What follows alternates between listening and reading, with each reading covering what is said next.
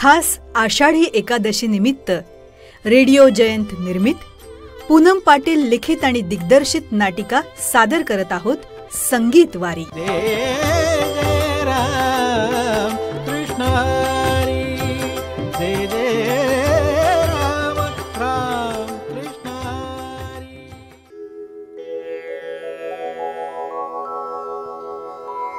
विज्ञान प्रगती करते. काल जे आपल्याला माहिती नव्हतं ते आज वैज्ञानिक पुरावे देऊन सिद्ध झालंय.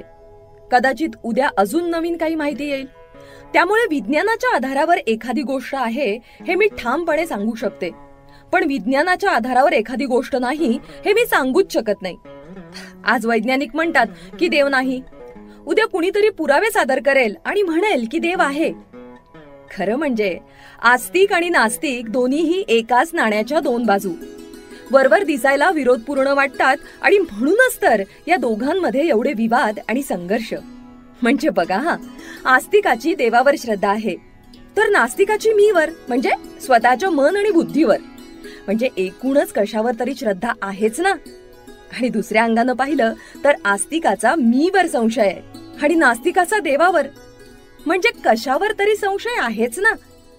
पण ही श्रद्धा किंवा संशय ज्याच्या त्याच्या मी आणि देव यांच्या व्याख्येवर अवलंबून आहे. आता या व्याख्यांचं विश्लेषण म्हणजे असं बघा, मी जी व्याख्या करायची झाल्यास मन, बुद्धी, देहरूपी आकार म्हणजे मी, आणि देवाची व्याख्या म्हणजे साकार व्यक्तिरेषा. उदाहरणार्थ राम, कृष्ण, महावीर, बुद्ध इत्यादी. आता तुम्ही म्हणाल, हा शाब्दिक खेळ जो मी मांडलाय आणि विज्ञान, आस्तिक, नास्तिक, देव, श्रद्धा हे आम्हाला सांगण्याचं, समजावण्याचं काय प्रयोजन आहे बुवा? हा प्रश्न पडणं अगदीच स्वाभाविक आहे. तर औचित्य आहे रेडिओ जयंत वरील श्रुतिकेचं. तुम्हा सर्व रसिक प्रेक्षकांसमोर काय सादर करावं हा प्रश्न मला या श्रुतिके दरम्यान पडला. मग म्हटलं की जरा वेगळं काहीतरी सादर करावं आणि मग विषयाची शोधाशोध सुरू झाली. या अशा सुंदर कार्यक्रमाची शोभा अधिकाधिक वाढावी आणि उत्तम काहीतरी सादर करावं अशी मनीषा मनी बाळगली आणि तुमचं मनोरंजन करण्यासाठी एक कथा सुचली. पण म्हटलं ही कथा सुद्धा थोड्या वेगळ्या पद्धतीनं सादर करायला हवी. आणि तोच वेगळेपणा घेऊन आम्ही सर्व तुमच्या समोर एक आगळा वेगळा आविष्कार कथेच्या माध्यमातून सादर करण्याचा प्रयत्न करीत आहोत. ही कथा तशी आधुनिक आणि विज्ञानाच्या धर्तीवरची आहे, थोडीशी आध्यात्मिक आणि अंतर्मुख करणारी आहे. कथेचा हा अनुभव तुम्हाला कसा वाटतोय? तुमचे अभिप्राय आम्हाला महत्त्वाचे आहेत.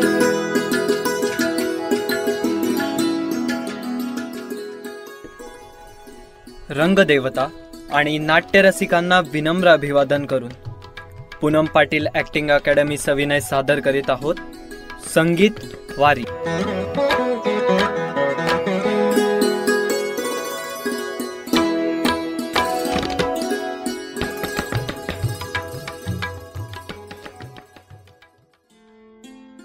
ही कथा आटपाट नगरीची नाही, तर एका सुसंस्कृत आणि आधुनिक कुटुंबाची आहे.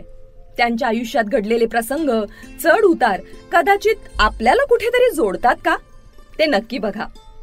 डॉक्टर नितीश हे MD होते आणि एका मोठ्या इस्पितळात सेक्रेटरी पदावर कार्यरत होते. घरी सुविद्य पत्नी जी डॉक्टर म्हणूनच काम करत होती. दोघांच्याही लग्नाला 3 वर्ष उलटली, म्हणून त्यांनी आता बाळासाठी चान्स घ्यायचं ठरवलं. डॉक्टर नितीश हे एक प्रतिभावान डॉक्टर होते आणि त्यांची कर्मावर आस्था होती, मात्र देवावर त्यांचा विश्वास नव्हता. त्यांना देवधर्म, कर्मकांड थोतांड वाटत असे.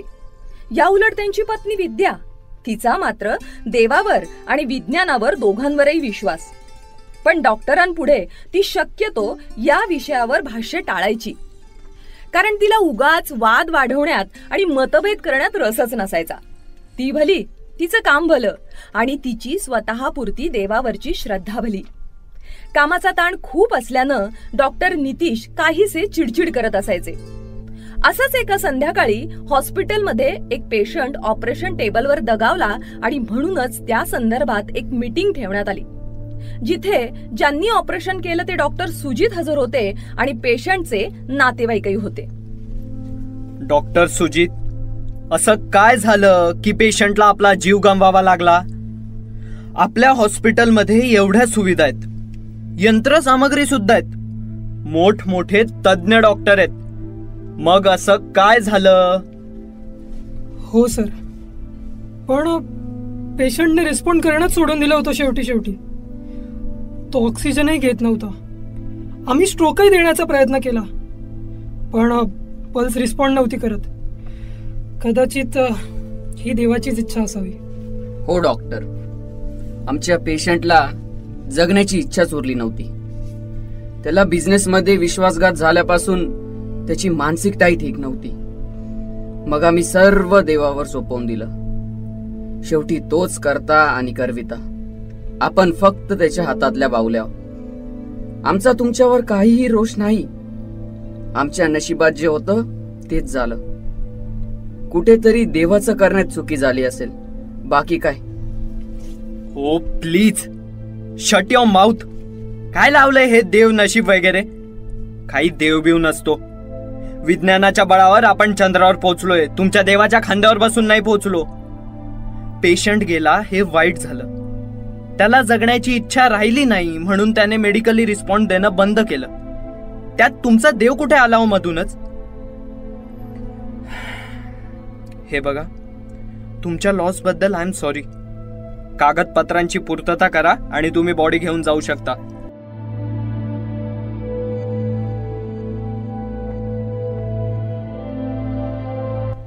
डॉक्टर असूनही एवढी चिडचिड करताना आपला इतरांना त्रास होत असेल याचा साधा विचारही डॉक्टर नितीश करत नसत. दिवस असेच जात होते. डॉक्टर विद्याचे दिवस भरत आले, त्यामुळे त्या आता जास्त वेळ घरीच असायच्या आणि अगदी इमर्जन्सी असेल तेव्हाच इस्पितळात जायच्या. घरात असताना एखादं आध्यात्मिक पुस्तक वाचायला घेतलं आणि डॉक्टर तिथे आले की मात्र त्यांच्यात हमखास वाद व्हायचे. विद्या, अगं किती वेळा सांगितलंय तुला, तुझं हे ढोंग मला आवडत नाही म्हणून. ही अशी देवाची पुस्तकं वाचण्यापेक्षा ना सायंटिफिक नॉलेजचं काहीतरी वाचत जा. म्हणजे तुझ्या बुद्धीला जो गंज चढलाय ना तो कमी तरी होईल. ठेवते बाजूला.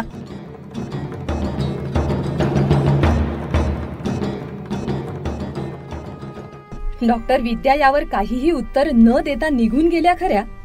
फक्त जाता जाता त्यांच्या मनात तुकाराम महाराजांच्या एका अभंगाच्या ओळी उमटल्या. ठेविले अनंते तैसेची राहावे, चित्ती असू द्यावे समाधान. वाहिल्या उद्वेग दुःखाचे केवळ, भोगणे ते फळ संचिताचे. तुका म्हणे घालू तयावरी भार, वाहू हा संसार देवापायी. या अभंगावर त्यांचं विशेष प्रेम होतं, कारण तुकाराम महाराजांनी यात आयुष्याचं सारच सांगितलेलं आहे जणू. यथा अवकाश डॉक्टर विद्या यांना हॉस्पिटलला दाखल करण्यात आलं. पण खूप क्रिटिकल कंडिशन निर्माण झाली. बाळाच्या आणि आईच्या दोघांच्याही जीवाला धोका निर्माण झाला. डॉक्टर नितीश यांनी प्रयत्नांची पराकाष्ठा केली, पण ते फक्त बाळालाच वाचवू शकले. या प्रसंगानं ते पुरते हादरले आणि घरी आल्यावर त्यांनी स्वतःला खोलीत बंद करून घेतलं. त्यांची आता जास्त चिडचिड वाढली. देवाप्रती त्यांची तीड अधिकच तीव्र झाली. त्यांनी टाहो फोडला आणि डॉक्टर विद्या यांचं जेवढंही आध्यात्मिक साहित्य होतं ते जाळेत सुटले, अगदी रडून आक्रांत करत. विद्या, बघितलं ना, ज्या देवावर तुझा विश्वास होता तो देवच नाहीये ग. जर असताना तर त्याने माझ्या विद्याला वाचवलं असतं. विद्या, माझंच खरं होतं. देव पिऊ सब झूट. तो तांडे सगळं ढोंगे, फसवेगिरी नुसती. विद्या, राजा राणी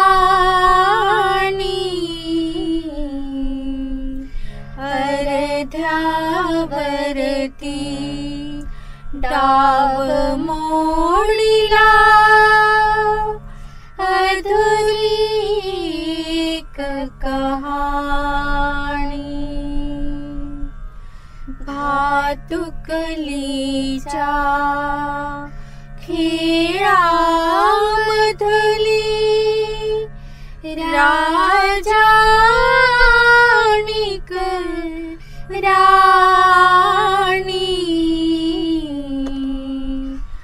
अर्ध्यावरती डाव मोडीला अधुरी एक कहाणी. आणि यातच अजून काही कमी राहिली की काय म्हणून नियतीनं एक अजून विचित्र खेळ डॉक्टर नितीश यांच्यासोबत खेळला. नमस्कार डॉक्टर. बोला डॉक्टर सुजित. सर, एक वाईट बातमी आहे. Please be strong sir. जेवढं वाईट व्हायचं होतं ते होऊन गेलंय. आता अजून काय वाईट होणार आहे माझ्या आयुष्यात. माझी विद्या मला सोडून गेली. सर, मी तुमच्या दुःखात सहभागी आहे, पण मला हे सांगावंच लागेल. तुमचं बाळ मेंटली रिटायर्ड आहे सर, आणि काही अंशी का होईना. पण it's impossible. We both are mentally and physically fit and we don't have any back history. It's impossible. Doctor Sujit, तुम्ही काय बोलताय?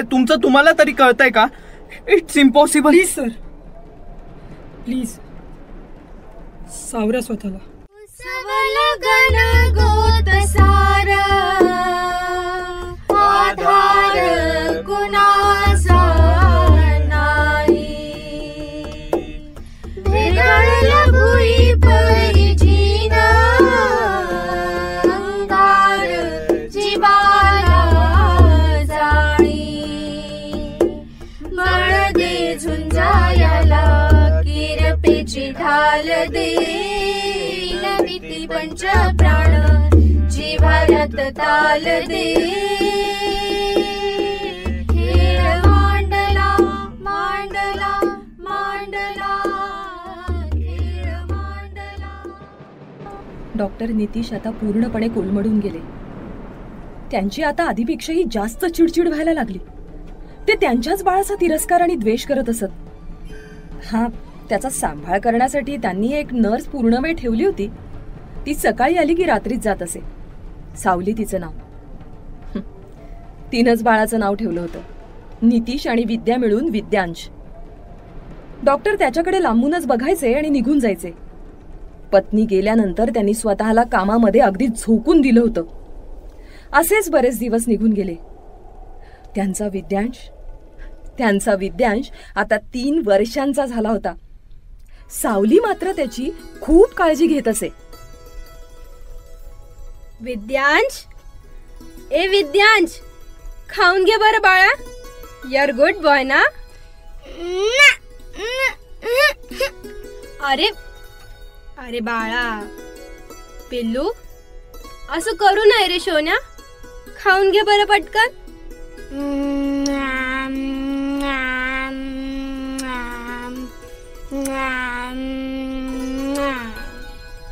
डॉक्टर नितीश यांच्या हॉस्पिटलकडून पंढरपूरच्या वारी काळात मेडिकल कॅम्प्स लावले जात असत. पण डॉक्टर यात कधीही सहभागी होत नसत. ते नेहमी बोलताना बोलत असत. वारकरी म्हणे. हे कसले वारकरी? महाराष्ट्राचे अख्खे रस्ते खराब करतात, ट्रॅफिक जॅम करतात, उन्हातानात चालून तब्येती बिघडवून घेतात आणि मग येतात आमच्याकडे. मग का नाही जात त्या विठ्ठलाकडे आणि म्हणत, आमच्यामुळे इतरांना त्रास होतो, तर तूच ये ना आमच्या भेटीला, आम्हाला बोलवण्यापेक्षा. येईल कसा तो? असेल अस्तित्वात तर येणार ना. उगाच आपला बोलाचाच भात आणि बोलाचीच कढी. पाखंडी सगळे. तिखावेगिरी करण्यात फार धन्यता वाटते यांना, बाकी काही नाही. त्यांचे हे असे विचार सर्वांनाच माहीत असल्यानं वरिष्ठ त्यांना वारीची कामं कधीही देत नसत. पण यावर्षी मात्र काहीतरी वेगळंच होणार होतं. नेहमीप्रमाणे वारीच्या मार्गावर हॉस्पिटलकडून कॅम्प्स लावण्यात आले.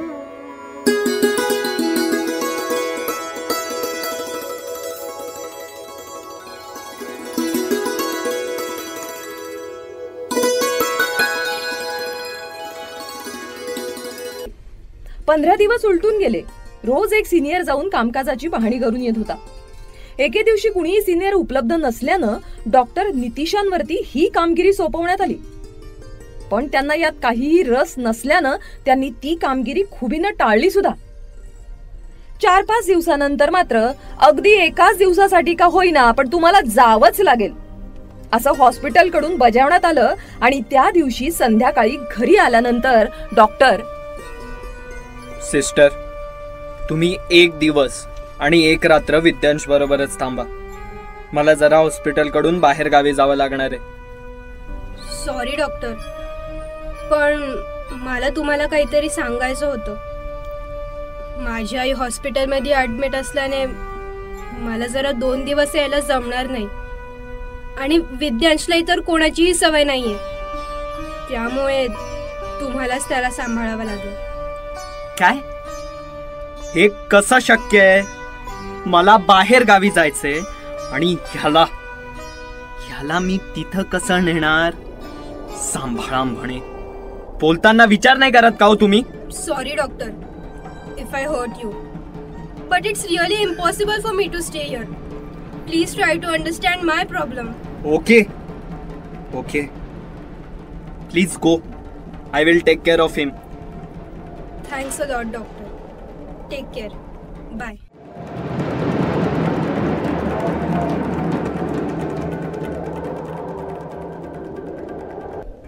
डॉक्टर नितीश रात्रभर विचार करत होते.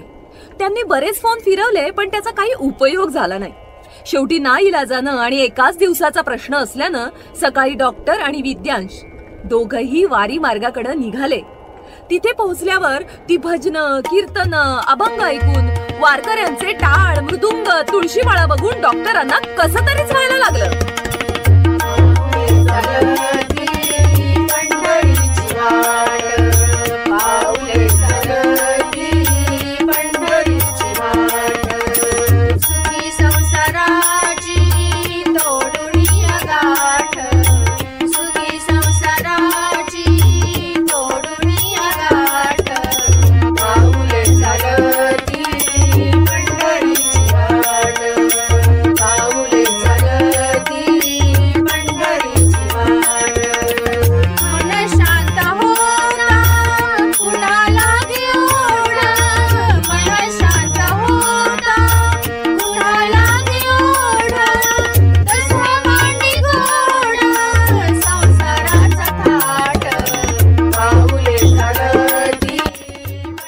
ते बघून त्यांचा संताप अनावर झाला. देवावर श्रद्धा नसणं हा भाग वेगळा आणि त्याचा द्वेष करत फिरणं हा भाग पूर्णतः वेगळा. मूर्ख लेखाचे दगडाला भजतायत. डॉक्टर नितिशांचं हे असं तिरस्कार युक्त वागणं बघून शेवटी एक वारकरी न राहून म्हणालाच, हरिकथे ते धिक्कारी, शत्रू माझा तो वैरी, सुना काळ तोंडा जो या देवा म्हणे धोंडा. अहम म्हणे ब्रह्म, नेणे भक्तीचे वर्म, तुका म्हणे क्षण नको तयाचे दर्शन. आणि डॉक्टरांकडून उपचार न घेता तो वारकरी तसाच निघून गेला. पण याचा काही एक परिणाम डॉक्टर नितीश यांच्यावरती झाला नाही. या सर्व गडबडीत मात्र विद्यांश डॉक्टरांच्या नजरेआड कधी गेला कळलंच नाही. काही लक्षात येण्यापर्यंत फार उशीर झाला होता. खूप शोधाशोध केली गेली पण तुळशी माळ, गंधटिळे लावलेल्या आणि तुळशी आईला डोक्यावर घेऊन नाचणाऱ्या वारकरी माऊल्यांमध्ये विद्यांश कधीच दिसेनासा झाला होता.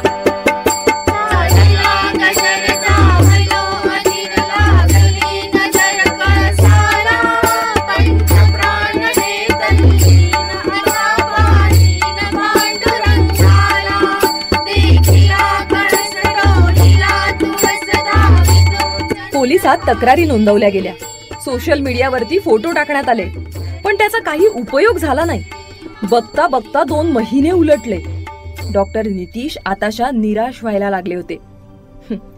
चिडचिड करणाऱ्या डॉक्टरांचा देवाप्रतीचा द्वेष आणि नास्तिकता मात्र अधिकच विकोपाला गेली.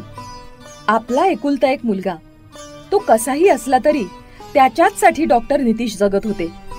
तो होता तोपर्यंत स्वतःच्या ममतेची त्यांना जाणीवच झाली नाही. पण तो आता दिसतच नाही म्हटल्यावर डॉक्टर रात्रीच्या रात्री रडून काढू लागले. विद्यांश आणि पत्नीची आठवण त्यांना दिवसागणिक कोडगं करू लागली. आता पूर्ण 6 महिने झाले तरीही डॉक्टर त्याचा शोध घेतच होते, पण यश काही मिळत नव्हतं. अशा परिस्थितीत कितीतरी लोकांनी तुम्ही आता विठ्ठलालाच साकडं घाला असा सल्लाही डॉक्टरांना दिला. पण डॉक्टर ऐकतील ते कसले? डॉक्टर यावर म्हणाले, हे पहा, मूर्खासारखे सल्ले देऊ नका. माझा मुलगा गर्दीत हरवलाय, त्याला कोणीतरी बरोबर नेलं असणार. यात तुमचा देव माझी कधीही काहीही मदत करू शकणार नाहीये. एवढी पोलीस यंत्रणा कामाला लावलीये, सोशल मीडियावर पोस्टही व्हायरल केलेत. अरे त्याने काही होईना, आणि ज्याला कधी कोणी बघितलंच नाही त्याला काय साकडं घालू मी? तुमचे सल्ले तुमच्या जवळच ठेवा.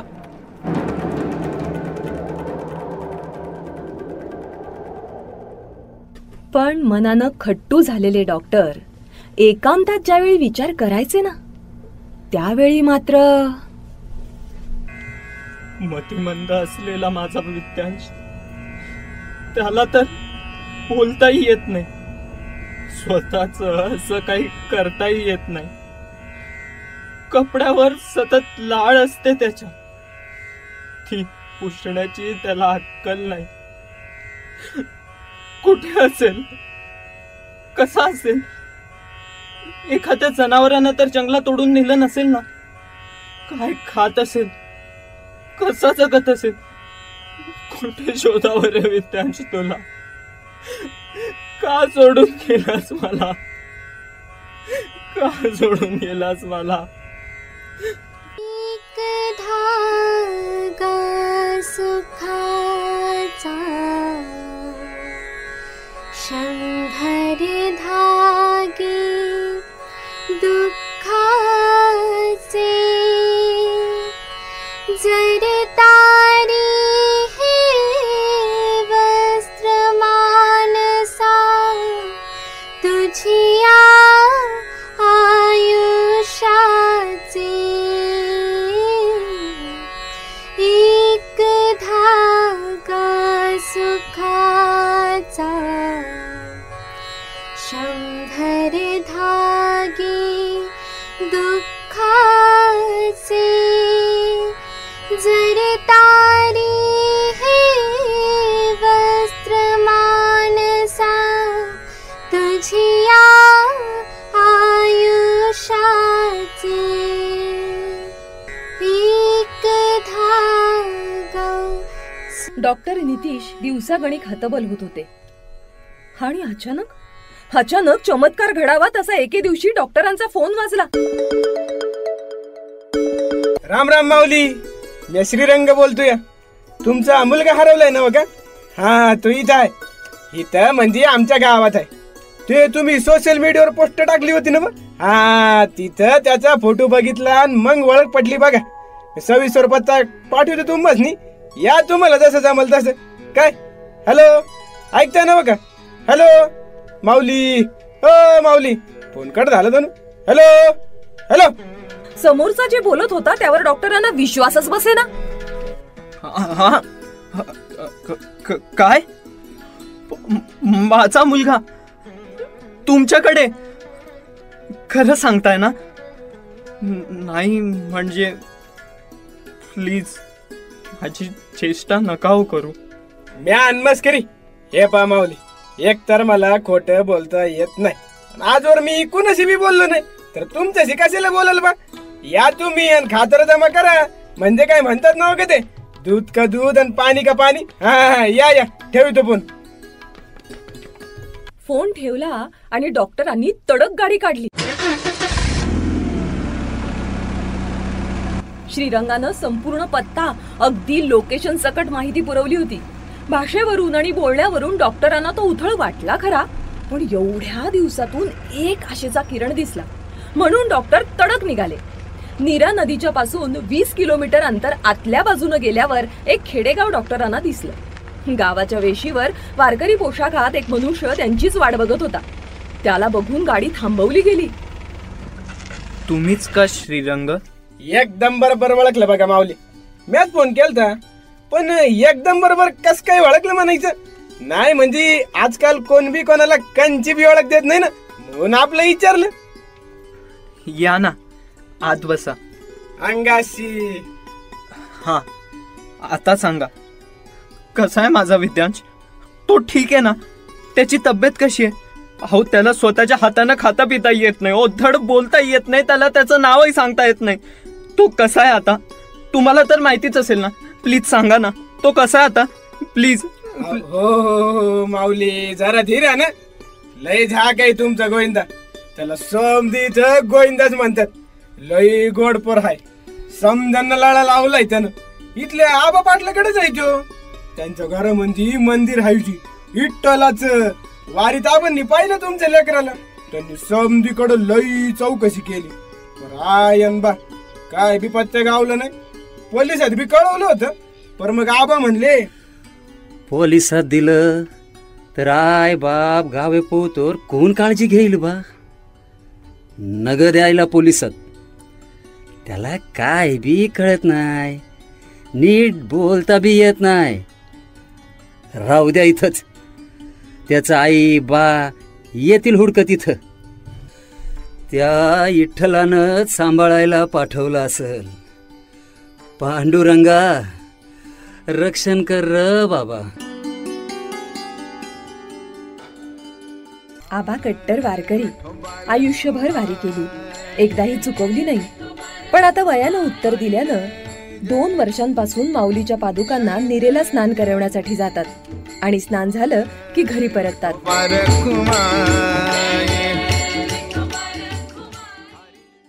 माझा मुलगा बरा आहे ना? माऊली, एकच प्रश्न लई वेळा विचारला तर त्याचं उत्तर बदलणार आहे का? तुमचं लेकरू चांगलंच आहे. तेवढ्यात कार आबांच्या घरापाशी येऊन थांबली.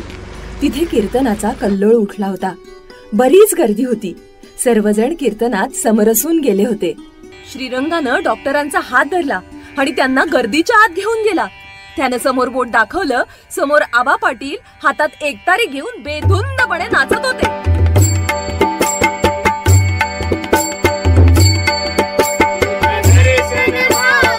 आणि डॉक्टरांचा मुलगा विद्यांश, त्याच्या कपाळी गंध, गळ्यात तुळशी माळ होती. त्याला एक एक जण आपल्या खांद्यावर घेऊन नाचत होता. हे बघून डॉक्टरांच्या मनात संमिश्र भाव उमटले. ही काय चेष्टा लावलीये? माझ्या मुलाचं फार कुचकावणं करून टाकलंय. पण त्याच्याकडे नीट बघितल्यावर त्यांचे विचार जणू जागच्या जागी थिजून गेले. तो अभंग म्हणत होता आणि तितक्यात बोला पुंडलिक वरदे हरी विठ्ठल श्री ज्ञानदेव तुकाराम पंढरीनाथ महाराज की जय. सर्वांबरोबरच विद्यांशनेही ह्या ओळी गायल्या. त्याच्या चेहऱ्यावर केवढा आनंद ओसंडून वाहत होता. इतका आनंद डॉक्टरांनी कधीही पाहिला नव्हता त्याच्या चेहऱ्यावर. त्याला आता एका स्टूलावर बसवलं गेलं. लोक गोविंदा पांडुरंग करत विद्यांशच्या आणि आबांच्या पाया पडत होते. कुणी त्या बाळाला जवळ घेत होतं, तर काही बायका त्याच्या कपाळाला ओठ लावत होत्या. डॉक्टरांच्या मनाचा डोह हिंदकळत राहिला. ते विचार करू लागले, आजवर माझ्या मुलाला कुणी जवळ केलं नाही. नेहमी त्याच्या वाटेला उपेक्षाच चाले. अतीव दुःख सोसलं त्यानं. पण इथं आज लोक खांद्यावर घेऊन नाचलीत त्याला जवळ घेतलं. काय म्हणावं मी या परिस्थितीला? डॉक्टर धावतच पोराकडे गेले. त्याला घट्ट मिठी मारली आणि आबांना सर्व काही सांगितलं. आबांचे डोळे पाणावले आणि ते म्हणाले, पांडुरंगाचीच कृपा आहे जी. म्हणून तुमची भेट झाली. तुम्ही आता याला घेऊन जाणार. आम्हाला लई वाईट वाटतंय. पांडुरंगानंच याची सेवा करायची संधी आम्हासनी दिली. हा, पर तुम्ही जो माणूस श्रीरंग सांगताय त्या नावाचं तर कोणी बी नाही गावात जी. अहो आबा, असं काय करताय? इथंच येतो श्रीरंगा. ए श्रीरंगा, कुठे गेला? ए श्रीरंगा.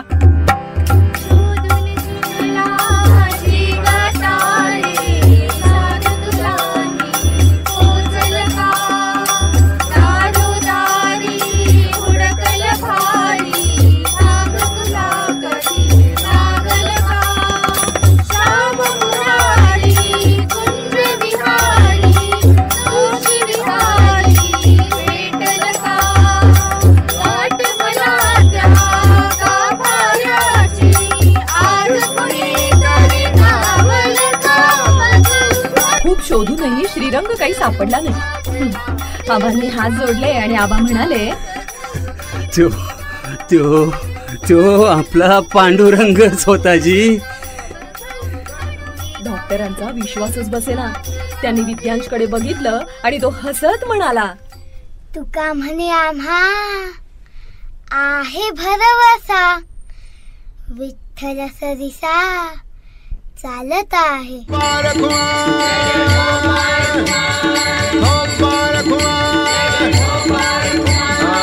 हे स्पष्ट शब्द ऐकून डॉक्टर कंपित झाले. एखादी वीज अंगावरून गेल्यासारखे ते स्तब्ध झाले. त्यांनी आबांकडे बघितलं. आबा म्हणाले, बरेच अभंग शिकला आहे जी तो. गुणी हाय लेकरू तुमचं. डॉक्टरांनी पुन्हा एकदा विद्यांशला घट्ट मिठी मारली आणि त्यांच्या तोंडून शब्द निघाले, माझा विठ्ठल, माझी वारी.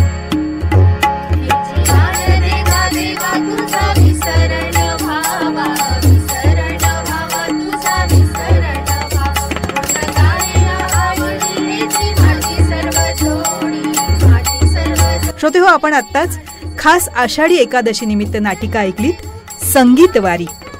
लेखिका आणि दिग्दर्शिका पूनम पाटील.